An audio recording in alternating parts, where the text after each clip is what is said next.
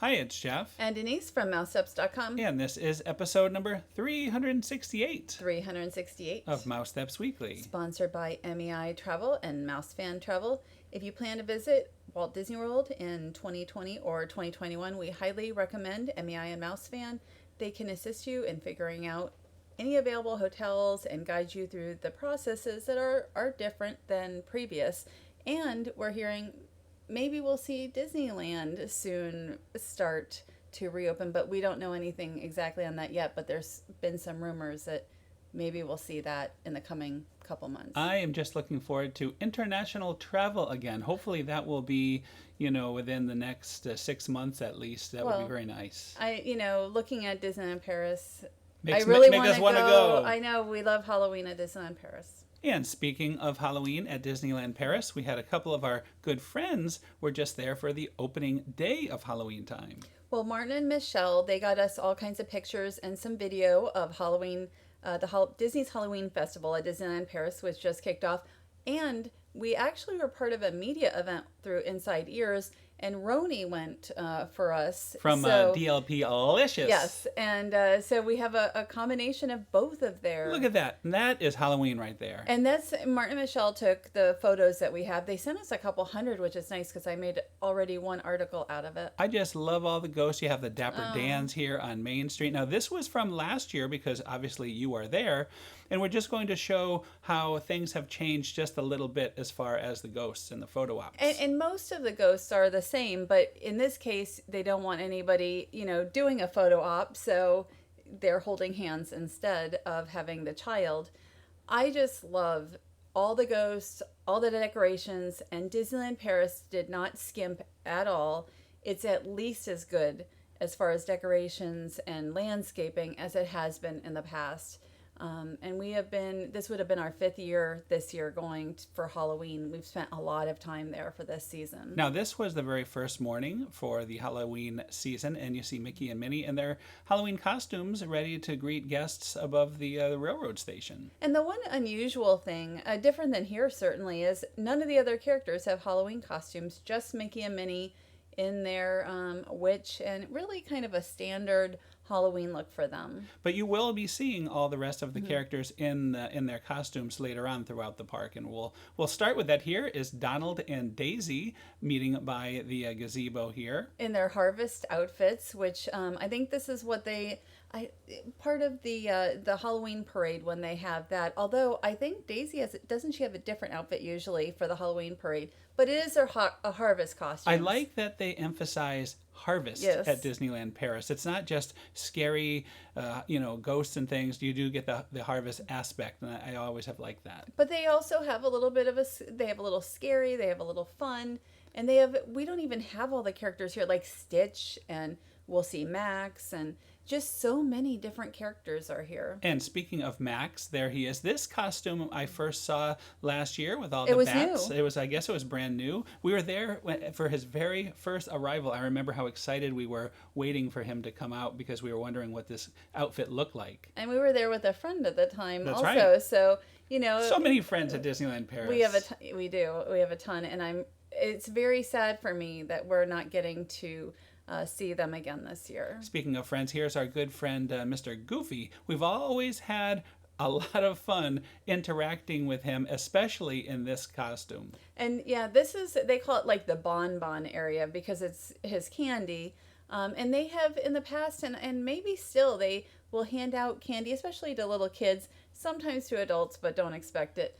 And I just think and that's just like part of the daytime. They only usually have 1 or 2 Halloween parties per year, which I'm sure they're not doing that this year. Well, I remember we met him in this costume before he moved to Main Street, and he was fantastic. That was over in Fantasyland. Right. They've moved quite a bit. And so, like 2 or 3 years ago, Disneyland Paris started doing more of this grass. I don't know what they do to it. I think they like paint a paint. It. It looks like they just paint the grass. And so here you see the ghost on top of flowers on top of this painted grass. And there's so many layers. There's another example, decorations. A little Mickey with the painted grass. They often layer the flowers, the grass, the let's say the ghosts. and it really is beautiful. They have the lamp posts are back with the mini witch ears. They really put and the garland. I of love course, the garland. The garland is in its third year, second year? I don't even remember, but that's fairly new, and I love the Halloween garland. And just like here, you see the masks are being worn, and they're trying to have distancing happen. Because it's a global pandemic. It's everywhere. So because of that, all of the parks have these, social distancing. It even too. affects the sign. You used to be able to put your face here and get a picture with the painter and your face on that character. And now we have a little addition to it that our friend discovered. Yeah, this was a photo op. Yeah, you see Rony's finger. The guy inside has a mask on. So I thought that was fun. Very nice touch. But here is, again, the painted, whatever they do to the grass. You have the big pumpkin. And it used to be, they used to have the character heads in Central Plaza. And I don't think they have since they started doing the parade stops there. Right, but now no parade stops this year, so that's why they were able to go all out. Well, they didn't put the character heads like the Goofy and that's everything. because they're here in Oh, that's right, Frontierland. they are. So because they changed them. So here are Mickey and Minnie Mariachi, and I think this started like 2 years ago. Yeah, this will be the third year of us seeing them through video, thanks to Rony. I'm so sad that I don't get to be there. I'm sad, but I'm happy. It. I'm happy to I feel like I was there because our friends did such a great job, and we had been there the last few years, so we're very familiar with it. Disneyland Paris Halloween. The way they decorate is just insane. This will be the third year for this Phantom Manor float here.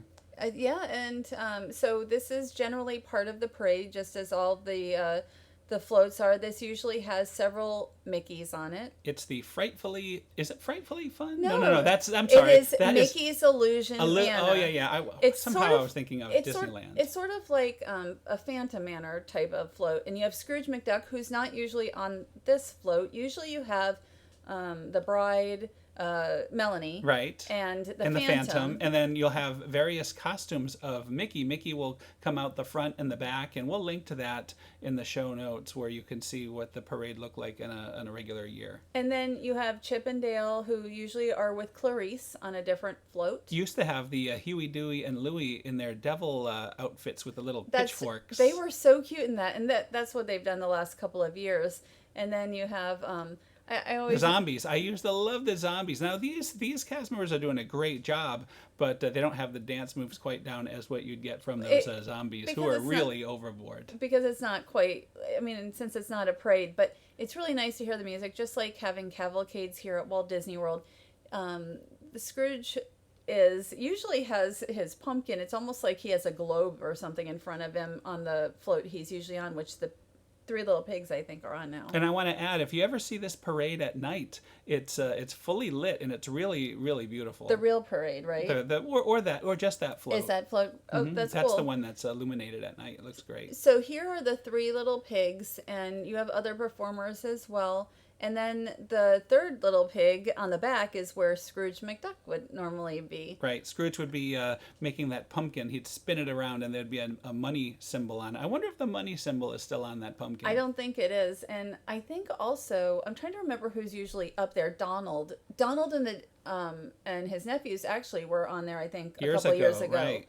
I don't know what's on the pumpkin this time. And they're still kind of having fun with the back there. And I noticed the cast members, they're often following these cavalcades with a 1 meter. I guess it's a meter to stay away. Here they say 6 feet. There they say 3 feet.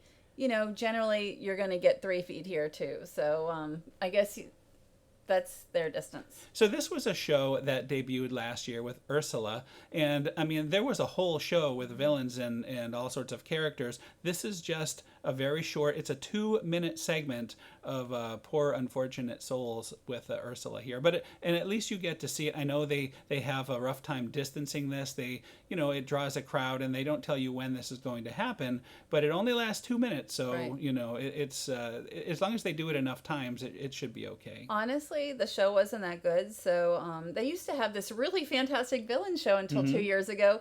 And the show itself, Ursula was the best part. So you're really getting the best part of this show, I think, right now. Yeah, I mean, just the right? fact that it's even happening at all is a It's win. really nice. You know, it's just they've really gone above and beyond. Here comes Maleficent making her appearance. And Maleficent usually will meet by her brambles on the ground, but now she is in the air. And speaking of the brambles, there they are. Great shot from our good friend Martin Smith.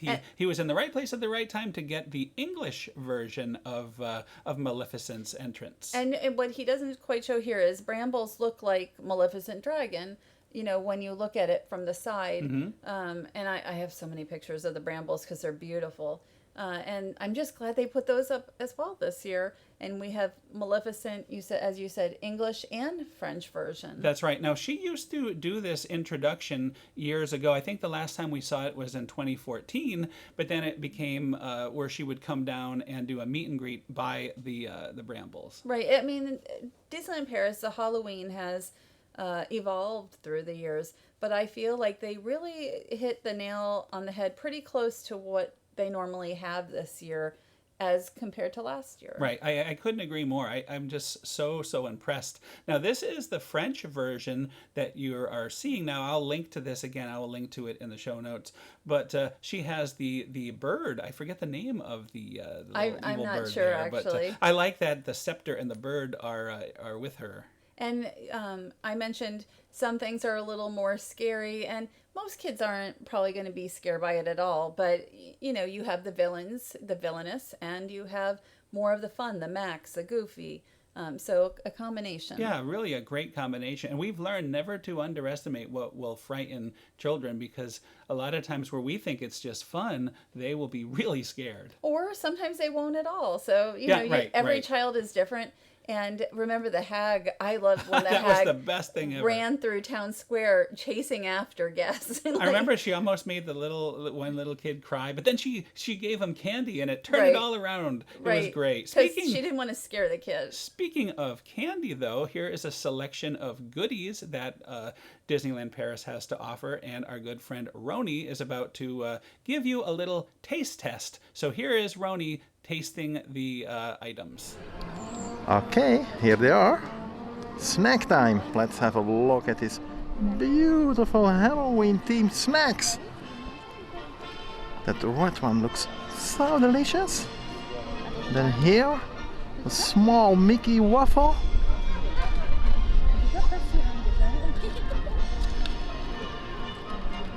Okay, don't know where to start. Okay, I go for the waffle first, and then I'll let you guys know what's inside here. But let's start with this one. So let's taste this Ursula cake, and it's raspberry cream inside, topped with white chocolate. Very tasty. Great snack. I saved this for last. The brain. Let's see what's inside. Let's take away the topping over here.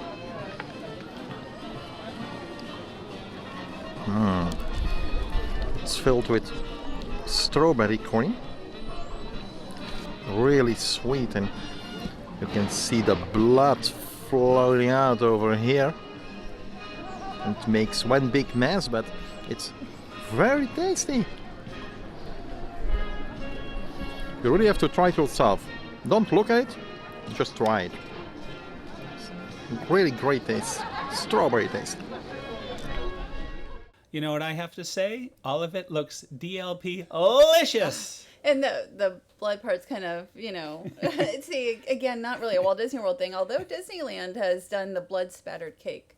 So here we are at Meet Mickey Mouse. Jeff and I have never been, to my knowledge, inside of Meet Mickey Mouse because it's always so busy. I peeked in and I saw the tremendous crowd, and I quickly peeked out of there. Even when it doesn't look busy, it turns out to be busy, and those are normal times. I mean, we can, maybe next time we'll just go, because it's hard to believe all these times we haven't. Right, but Rony says it wasn't that bad of a wait, and the payoff is tremendous because you have 3 great characters in these nice Halloween outfits. I wonder if it's always the same. Obviously, no, it's not. They're slightly different. It's the same characters, but Mickey's outfit changes color. Okay, same characters though, and obviously it would always be Mickey because it's Meet Mickey Mouse. That's true. And then the others wouldn't necessarily be guaranteed characters. So let's just talk about what you're seeing here. Very different as far as what you have in the U.S. We don't have meet and greet. This is actually supposed to be a selfie spot where you stand.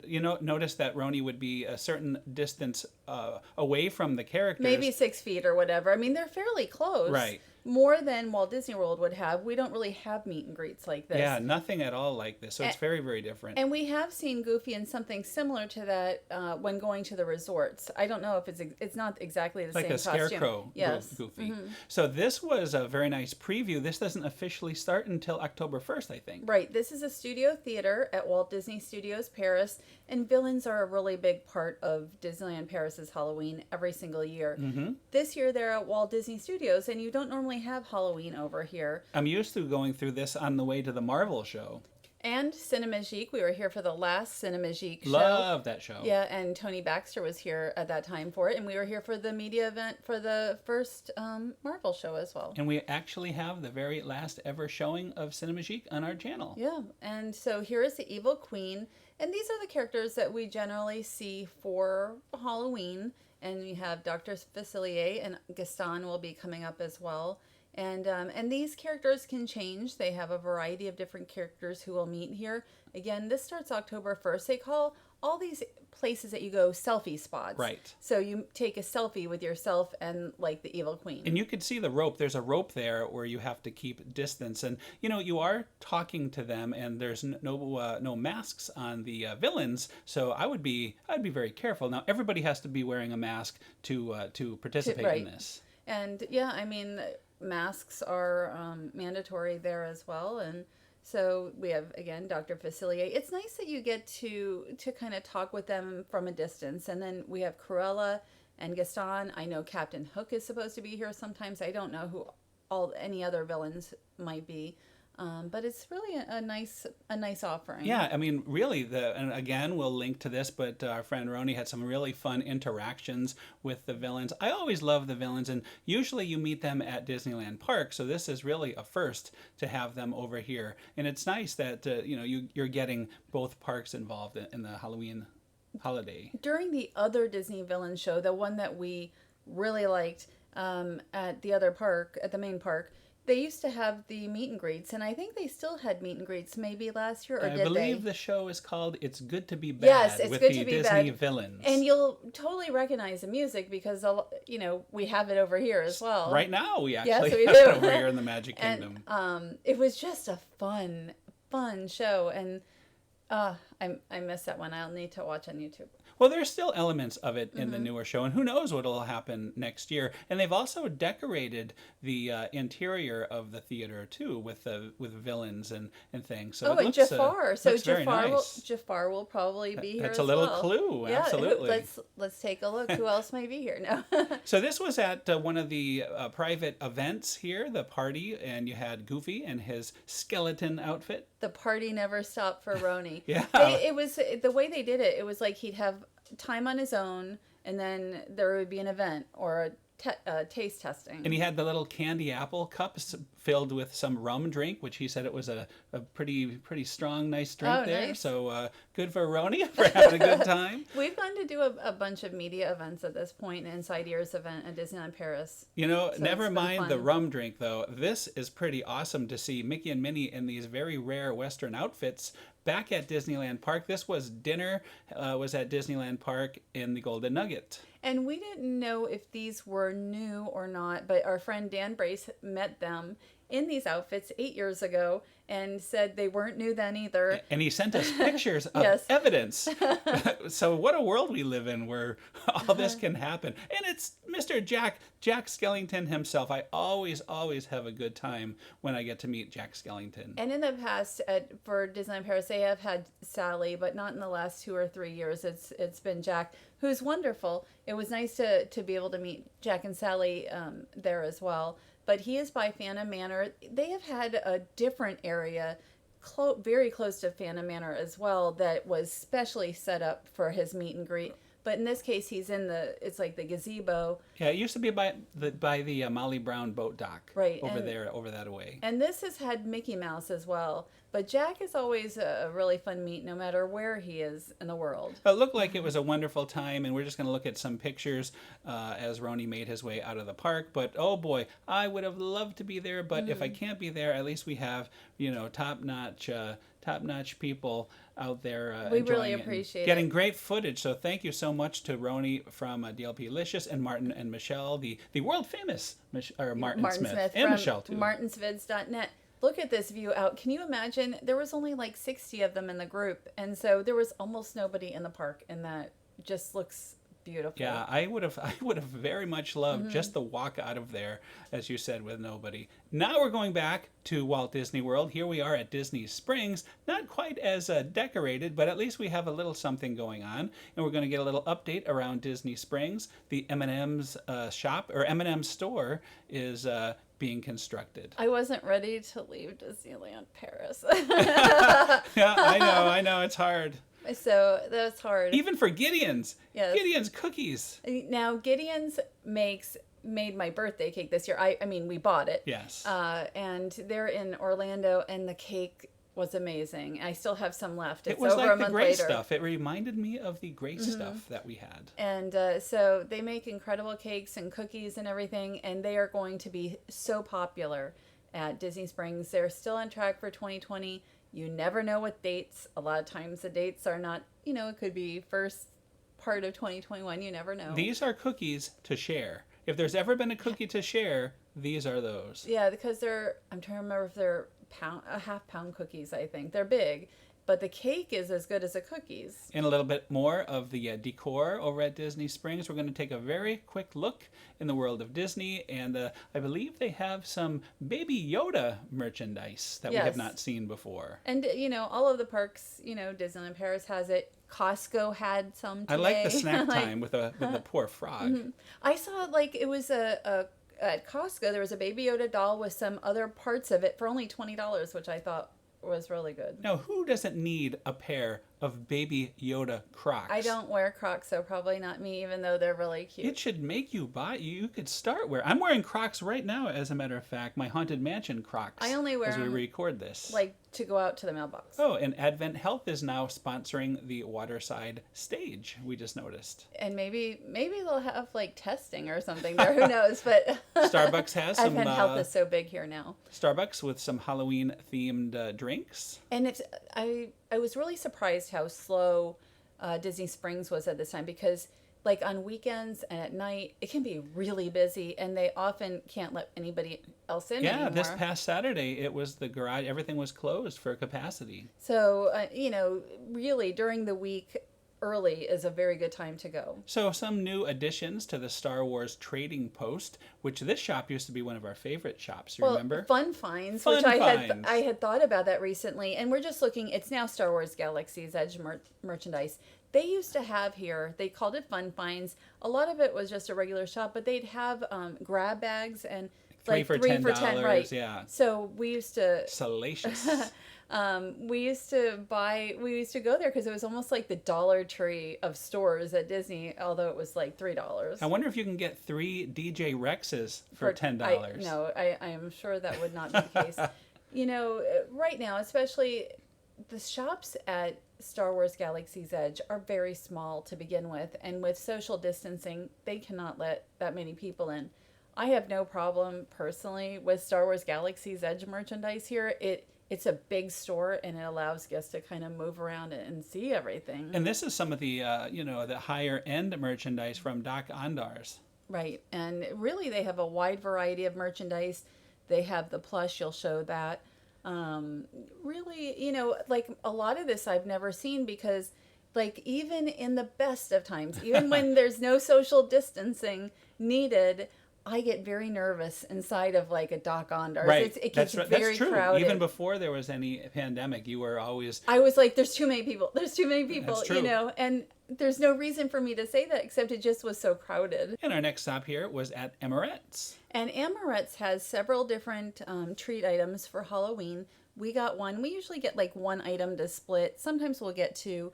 to split while we're out. And they're very famous for their character cakes. And since there was nobody in this area, I was able to show all of the cakes. And we have never ordered a full-size cake. What we got this time was a petite cake. And we've done that before. We got the Forky last year.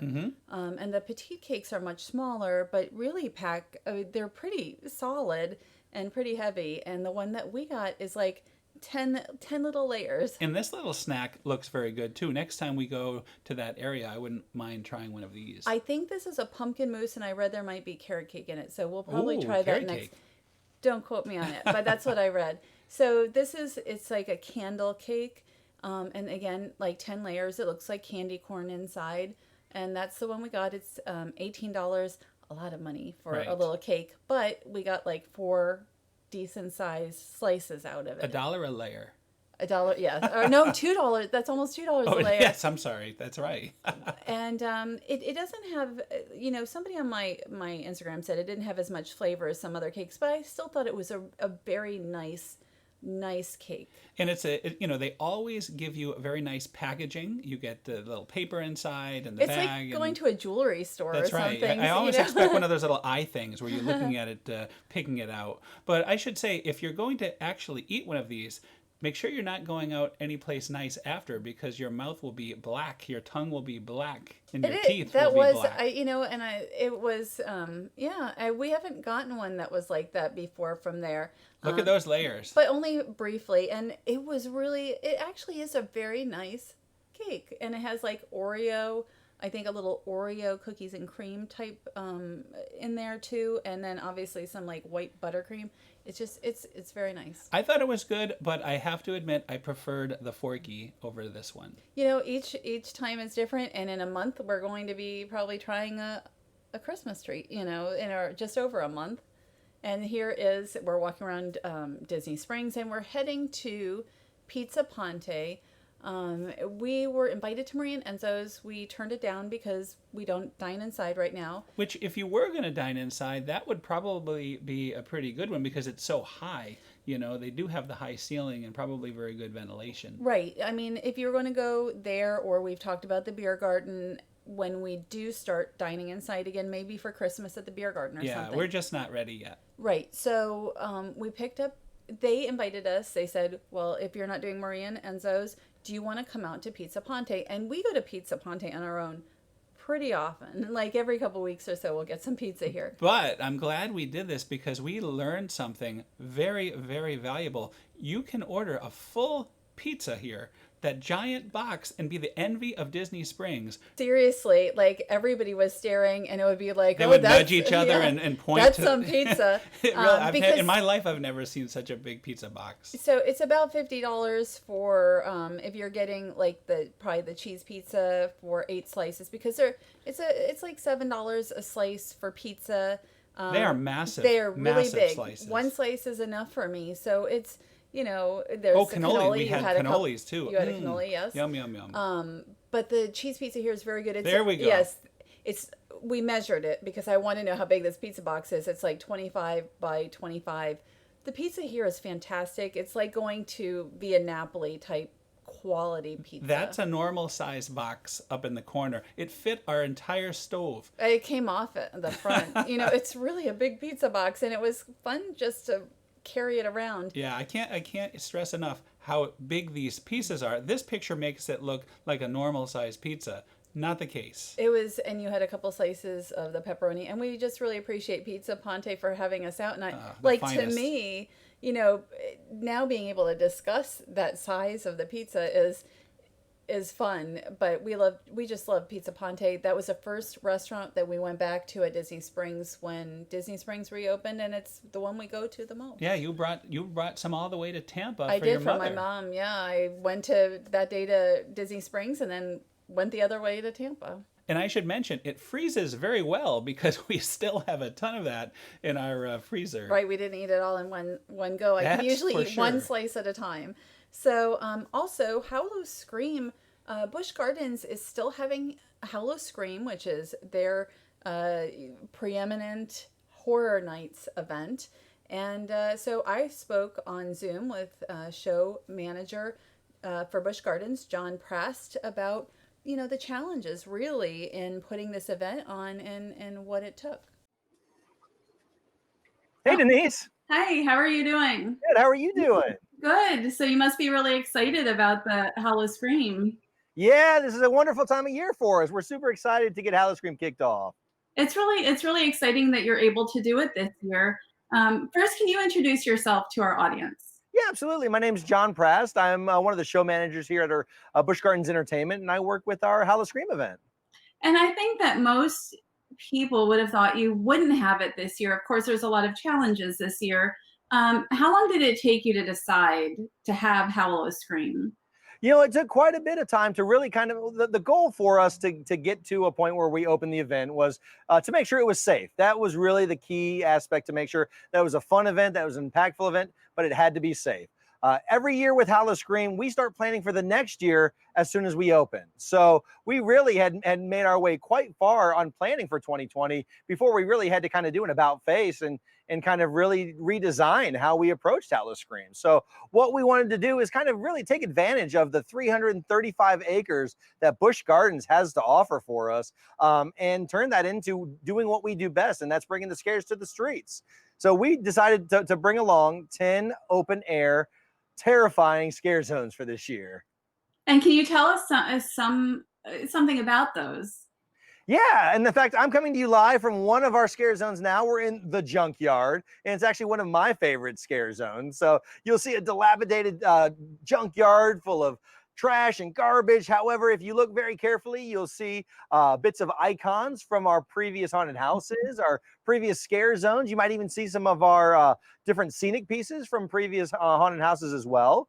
We've got 3 other brand new scare zones, Lichen Landing, where the werewolves have taken over the campground, but the rangers can't save you from there. The Shortcut is taken over as well. And then we've got the Escape. And can you tell us how guests will go through them? Will you have like a certain amount of guests at one time that will go through each scare zone? Yeah, so what Busch Gardens already does really well with right now is we've got a wonderful, strict policy and procedures that are for our safety measures for our daytime operations. What we did for Howl-O-Scream is we just took that to another level. So yes, there's going to be limited capacity each night of Howl-O-Scream. So we definitely recommend you go to howloscream.com, book those reservations early so you have a chance to get that ticket and to get a chance to explore the event itself. On top of that, obviously, all of our guests are going to be mandated to wear protective face coverings. All of our performers will wear protective face coverings. We have enhanced cleaning at both backstage and onstage areas. We've increased our physical barriers for our performers between guests and performers. We've also got some one-way scare zones. That way it limits your interaction between other guests at the park. And you are going to have a show this year, but it will be in a different area. Is that correct? Yes, absolutely. Fiends is our fan favorite, and we decided to bring that back for 2020 as well. Fiends is making its way from Stanleyville Theater to the festival field. So that's going to be another open air outdoor experience. And of course, this year's theme is quarantine. Oh, that'll be. So can you tell us maybe just about the challenges of creating it this year? Or did you find it, once you kind of knew what you want to do, was it pretty easy to decide how to put it on? I'd say it was a challenge, but what I think was great about the creative team, the performance team that we have at the park, is that there's so much creativity, there's so much passion, there's so much excitement about the event itself that we're able to work together to brainstorm to make sure that we can create an event that's safe and still impactful for our guests. I think the biggest thing is we know that our guests scream, they want the event. Our performers, they want this event because it's such an impact. So we worked really hard to make sure that all of the safety measures that we put into place ensure that the event could happen for this year. And can you just, the last question, kind of what you would think that guests should miss? Is there a few things that maybe guests should really see this year and don't miss it when they go? So you really should keep your eyes peeled. As I said, we do have those 10 open air scare zones, but they're not where you would normally think that you'd see a scare zone. So really, when you get here, try to explore the entire park to see where you can go through and get the best guest experience. Make sure you do pick up a quick queue so you can enjoy all the roller coasters that Busch Gardens has to offer. But I think what's also really cool is not only is Howl-O-Scream going on, but we've got a Taste of Beer Fest going on during the event itself. So not only do you get Howl-O-Scream and all the fun and scariness that the event has to offer, but we're also giving you a chance to explore Beer Fest at the same time during the event. It should be a fun time. Thank you so much. Thank you. And that was a really fun interview. I enjoy, doing the Zoom interviews now. And not only does Busch Gardens have Howl-O-Screams through October, but they also have Sesame Street weekends for kids. And that's like a daytime event. And, with your day ticket. I would hope so. Yes. So now we have a little bit of sad news to pass along. The Grand Floridian Orchestra has been let go, and I think their After last 32 years. That's their last day is supposed to be right now they're the Disney Society Orchestra over at Disney's Hollywood Studios, and they've been playing a very nice concert there. And I'm really disappointed. They're supposed to be done on October 3rd, and I don't know why they're not going to continue in that location, because they've been wonderful. Plus, of course, they're wonderful over the Grand Floridian, and they are just such a staple. So I'll probably write to Disney and say, please keep them. That's right. If you love them, then I would make your voice known. Yes. Absolutely. And that is another show. That's another show. Thanks to our sponsor, MEI Travel and Mouse Fan Travel. If you're planning to travel, they've been in business over 20 years, and they are Disney specialists in Universal Studios as well, but especially Disney. I wish that we could be ringing up MEI Travel right now to go to Disneyland Paris. If I could go to Disneyland Paris, like we could go to the UK right now. You have to quarantine for 2 weeks, but you can still go, or Ireland. You can go to England or Ireland, but not France. Good. It's not good. No, but you could. But France, you can't even do that. Like I would almost quarantine for 2 weeks just to be able to go to Paris. So what do we have coming up this week? We're going to do a Brick or Treat preview at Legoland, Florida, and Epcot, which we were going to go to today, and then we were going to go to tomorrow, but the weather is really bad. But it's October 1st, so it'll be the anniversary, the 49th anniversary of Walt Disney World, and also Epcot's anniversary. So that's on Thursday, so that will be what we're doing mostly this week, unless anything else pops up. So anyway, thanks again for listening. Have a great week. Happy Halloween, and stay safe, everybody. Yeah, you're going to say Happy Halloween every week, because that's going to be... It is still Halloween. Halloween. It's not even October It's always yet. Halloween at this time of year. Stay safe, and thanks for listening. See you next week.